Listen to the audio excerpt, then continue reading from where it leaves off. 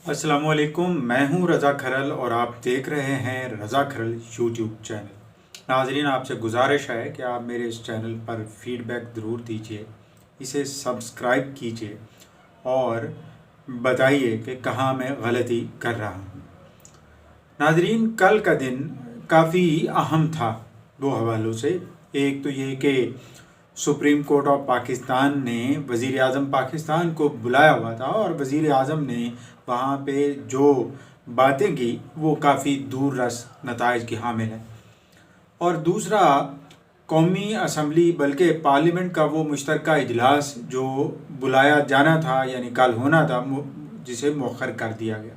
ये दो बड़ी अहम चीज़ें या डेवलपमेंट्स हुई। अब आते हैं पहली की तरफ, यानी सुप्रीम कोर्ट ऑफ पाकिस्तान में वज़ीर आज़म पाकिस्तान की पेशी। वज़ीर आज़म पाकिस्तान ये सिर्फ 2 घंटे के समन पर वहाँ पहुँच गए और उन्हें जब पूछा गया एपीएस के हवाले से कि आर्मी पब्लिक स्कूल पर जो सान्या हुआ 2014 में, उस पे क्या कार्रवाई हुई है और ख़ास तौर पर जो रिपोर्ट जस्टिस इब्राहिम ख़ान की है, उस रिपोर्ट पर किस हद तक अमल दरामद हुआ है।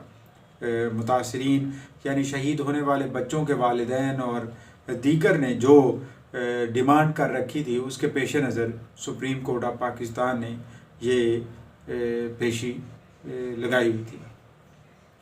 वज़ीर आज़म पाकिस्तान ने वहाँ पे कमिट किया कि वो एक्शन ज़रूर लेंगे उन लोगों के ख़िलाफ़ जिनके नाम हैं इस रिपोर्ट के अंदर और जिनके बारे में साबित शुदा है कि उन्होंने गफलत बरती है।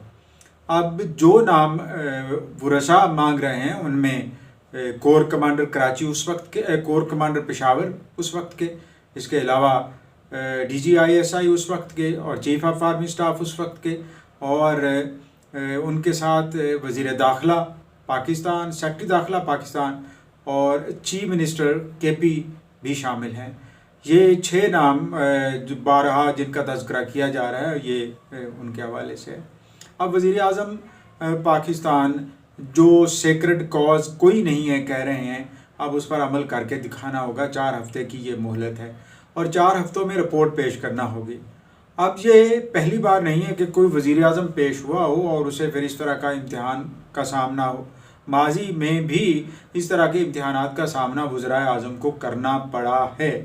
माजी में करीब में हमने देखा कि कैसे वज़ीर आज़म यूसुफ रज़ा गिलानी ने अदालत में पेश होकर फिर उसे कहा गया कि वो एक्शन लें और फिर एक्शन नहीं ले पाए तो उनकी फिर till the rising of the court उनको सज़ा दी और इस तरह वो एक तरह से उनके ऊपर बैन लग गया और वो नहीं लड़ पाए इलेक्शन आइंदा के लिए। ये तो सूरत हाल। अब वो सेनेटर हैं।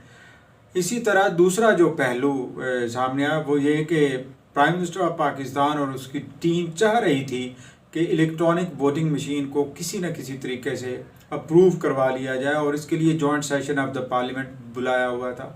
अब joint session of the parliament में एक दिन पहले भी जो बिल विदड्रॉ हुए या हुकूमत को पिसपाई का सामना करना पड़ा, उसमें फिर दूसरे दिन उन्होंने ये देखा कि अब मुमकिन नहीं है, लिहाजा इसको सेशन को ही मौखर कर दिया जाए। विफाकी वज़ीर इत्तलात कहते हैं कि ये मौखर इसलिए किया गया है कि हिज़्ब इख्तिलाफ के साथ निगोसिएशंस किए जा सकें और उन निगोसिएशंस की रोशनी में उन्हें कन्विंस किया जा सके कि ये EVM यानी इलेक्ट्रॉनिक वोटिंग मशीन्स कितनी अहम और ज़रूरी हैं। ये वो 2 चीज़ें थी जो कल के लिहाज से तो, और उनकी जो कह लें कि एको है बाज़गश्त आज भी सुनाई दे रही है। और आज एक और नई चीज़ का इजाफा हुआ वो क्रिकेट के हवाले से कि आज सेमीफाइनल होने जा रहा है और पाकिस्तान का मुकाबला आज ऑस्ट्रेलिया से है और हमारे वज़ीर आज़म भी साबिक क्रिकेटर हैं, लिहाजा ये एक इंतहाई सेंसिटिव मामला है।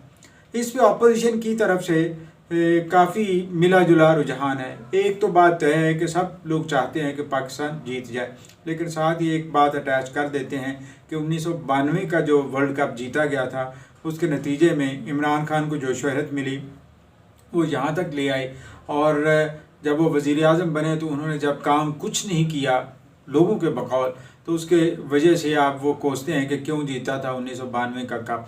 तो ये वो चीज़ें हैं जो दिलचस्पी हैं और काफ़ी लोग इस तरफ मुतवज्जे हैं कि आज क्या होने जा रहा है। क्या वज़ीर आज़म वाकई और वज़ीर आज़म यानी पाकिस्तान तहरीक इंसाफ और इमरान खान पेशवाई इख्तियार करने पर मजबूर हुए हैं, या ये एक हिकमत अमली का हिस्सा है कि आगे पार्लियामेंट को कैसे कॉन्फिडेंस में लेना है और कैसे मतलूबा तरमीम करवानी है, या आर्मी वो जो EVM है उसमें तरमीम लेके आनी है। लेकिन एक चीज़ जो इंडिकेटर है वो ये है कि वज़ीर आज़म पाकिस्तान को एक टफ़ टाइम का सामना है। अगर वज़ीर आज़म एक्शन लेते हैं साबिक आर्मी ऑफिशल्स के ख़िलाफ़ जो उस वक्त यानी सानिया APS के वक्त ऑफिस में थे, उनके ख़िलाफ़ एक्शन लेती है, तो उसके फिर असरात क्या होंगे। यकीनन ये सेम पेज वाली बात तो नहीं होगी, अच्छा तासुर तो नहीं कायम कर पाएंगे उन इदारों के साथ। लेकिन क्या वज़ीर आज़म अपना अख्तियार इस लिहाज से इस्तेमाल नहीं कर सकता। लेकिन माजी में हमने ये देखा है कि जब मोहम्मद खान जुनेजो ने ओजड़ी कैंप के साने की इन्वेस्टिगेशन कराने की कोशिश की, तो फिर उसके ऊपर 58(2)B लागू कर दी उसी शख्स ने जो मोहम्मद खान जुनेजो को वज़ीर आज़म के तौर पर लाया था गैर जमाती इंतखाबात में 1985 में। और फिर मोहम्मद खान जुनेजो जब चाइना के दौरे पर थे तो वापसी पर ही उन्हें पता चल गया कि अब वो वज़ीर आज़म नहीं रहे और बग़ैर प्रोटोकॉल के वो एयरपोर्ट से अपने घर की तरफ चल दिए। तो ये पाकिस्तान की हिस्ट्री इसी तरीके से चक्कड़ है कि आप जब भी किसी सेक्रेट काउ को सामना करते हैं या उसके ख़िलाफ़ एक्शन करने की कोशिश करते हैं, तो फिर आपको बहुत सारे मसाइल का या चैलेंजेस का सामना करना पड़ सकता है। लेकिन क्या वज़ीर आज़म पाकिस्तान जो पहले ही बड़ी पुअर मॉरल ग्राउंड पर आए हैं महंगाई की वजह से, बैड गवर्नेंस की वजह से, क्या इस तरह का फ़ैसला कर पाएंगे? कुछ पंडित ये कहते हैं कि वो ज़रूर करेंगे या करने की कोशिश करेंगे, कि वो चाहते हैं कि वो जस्टिफाई कर सकें कि उन्होंने बहुत कुछ कोशिश करने की बेहतर करने की और गवर्नेंस को भी बेहतर करने की, लेकिन बहुत सारी मुसीबतें सी, रुकावटें थी। तो इस तरह से इंडिकेटर्स इस तरह भी आए कि वो करने की कोशिश करेंगे और सियासी शहीद होना ज़्यादा पसंद करेंगे बनिस्बत इसके कि वो नाकाम और अनपॉपुलर शख्सियत के तौर पर वापस जाएं। क्योंकि वज़ीर आज़म इमरान खान बतौर शख्सियत के, बतौर क्रिकेटर के और बतौर सियासतदान के और बतौर फिलांथ्रोपिस्ट के या सोशल वर्कर के, उनकी यही ख्वाहिश होती है कि वो सेंटर पॉइंट हों अट्रैक्शन का, हर तरफ के जो कहते हैं कि सारे लोग उन्हीं की तरफ आएँ। तो वज़ीर आज़म पाकिस्तान के लिए अब ये भी एक मसला है कि वो अपनी वो जो हीरोशिप है वो कैसे मेंटेन कर पाते हैं, क्योंकि पिछले 3 सालों में और ख़ास तौर पर इन 6 माह में तो ये बात बिल्कुल वाज़ेह हो चुकी है कि उनके फ़ैसलों से आवाम बहुत दुख में मुब्तला हुई है। गो कि वो कहते हैं कि उन्होंने बहुत अच्छे फ़ैसले किए हैं और उनके दूर रस नताइज होंगे, लेकिन जिस तरीके से आवाम महंगाई की चक्की में पिस रहे हैं और जिस तरीके से IMF के आगे झुकने के लिए उनकी शराइत मानकर लोगों पर जो जुल्म और सितम हो रहा है, वो ये सब चीज़ें ऐसी हैं कि जो इमरान खान का जो इमेज है उसको बुरी तरह डिस्टॉर्ट कर रही हैं और अपोजिशन कोई ऐसा मौका जाने नहीं दे रही जिसमें ये बात वो अयान ना करे कि कैसे इमरान खान एक इनएक्सपीरियंस्ड पर्सन के तौर पर, पॉलिटिशियन के तौर पर सामने आए हैं और जिनकी अपनी पॉलिसीज़ की वजह से ज़्यादा नुकसान हुआ है, ना कि इंटरनेशनल मार्केट में रुपए की कदर करने की वजह से या पेट्रोलियम प्राइसेस बढ़ने की वजह से।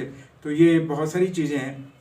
आप भी अपनी आंखें खुली रखिए और कान साफ रखिए, क्योंकि ज़रूरी नहीं है कि आप पॉलिटिक्स में हिस्सा लेते हों, लेकिन अपने हुकूक के तहफ़्फ़ुज़ के लिए आपके लिए ज़रूरी है कि आप समझते रहें, बूझते रहें, जानते रहें, क्योंकि आपका भी हक़ उसी तरह से है इस पाकिस्तान पर जिस तरह से और बहुत सारे लोगों का है। और बकौल इमरान खान के कि कोई भी मुक़द्दस गाय नहीं है, तो फिर हम सब भी बड़े अहम हैं इस सिस्टम के अंदर। वस्सलाम।